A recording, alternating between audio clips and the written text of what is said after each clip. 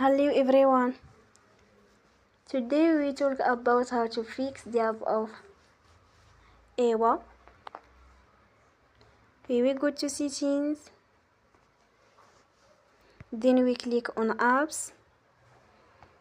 After that we search the app Ewa and then we click.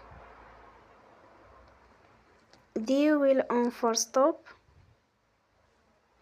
After that we go to storage.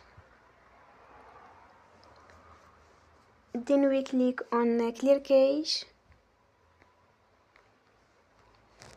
In the end, turn your phone and you will restart your phone again.